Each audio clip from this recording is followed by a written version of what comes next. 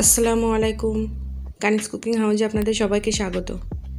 আজ আমার নতুন রেসিপি মতিচুরের পায়েস।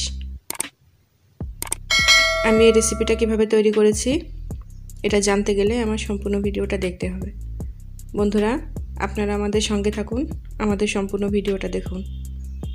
আর আমার এই রেসিপিটা যদি আপনাদের ভালো লেগে থাকে তাহলে আমার চ্যানেলটিকে সাবস্ক্রাইব করে ছোট্ট একটা লাইক দিয়ে দিবেন, কমেন্ট করবেন, আপনাদের ফ্রেন্ডদের মধ্যে শেয়ার করে দিবেন। চলেন আমরা রেসিপিতে চলে যাই।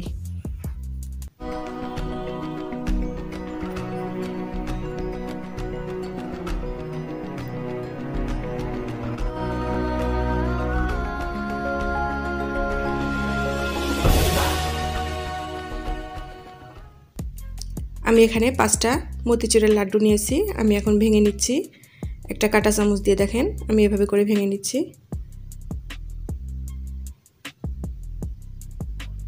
ভেঙে আমি একটু ভালো করে নাড়িয়ে সবগুলো ছাড়িয়ে নিলাম। এখানে আমি দুধ নিয়েছি। এখানে 500 গ্রামের মতো দুধ আমি গরম করে নিয়েছি, হালকা গরম হয়েছে।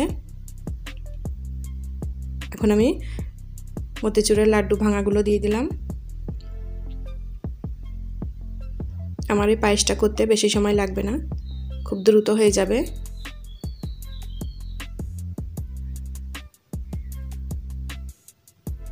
এভাবে করে আমি একটু নেড়ে চেড়ে দিচ্ছি।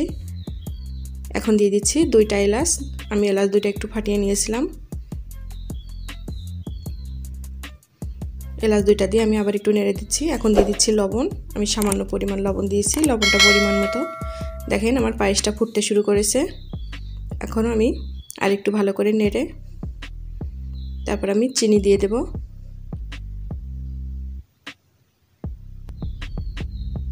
চিনিটা এখানে পরিমাণ মতো। আমি প্রথম 2 চামচ দিয়েছি, যদি লাগে পরে আমি আরেকটু দেব। এখন আমি দিয়ে দিচ্ছি বাদাম। এখানে আমি কিছু কাজু বাদাম আমি কুচি করে নিয়েছি। এখন আমি ভালো করে পায়েসটা নেড়ে দিচ্ছি। আমার পায়েসটা অলরেডি হয়ে এসেছে।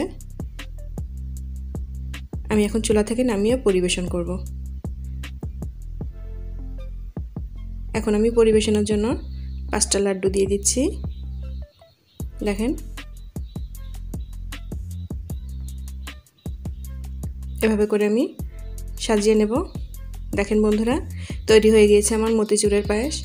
আমার এই রেসিপিটা যদি আপনাদের ভালো লেগে থাকে তাহলে অবশ্যই আমার চ্যানেলটিকে সাবস্ক্রাইব করে বেল আইকন বাজিয়ে দিবেন নতুন নতুন ভিডিওর নোটিফিকেশন পাওয়ার জন্য। আর অলরেডি যারা সাবস্ক্রাইব করেছেন তাদের সবাইকে অসংখ্য ধন্যবাদ। লাইক, কমেন্ট, শেয়ার করতে ভুলবেন না। আমার এই রেসিপির পুরো প্রস্তুত প্রণালী ডেসক্রিপশন বক্সে দেওয়া থাকবে, চাইলে আপনারা ওখান থেকে দেখে নিতে পারেন। আল্লাহ হাফেজ।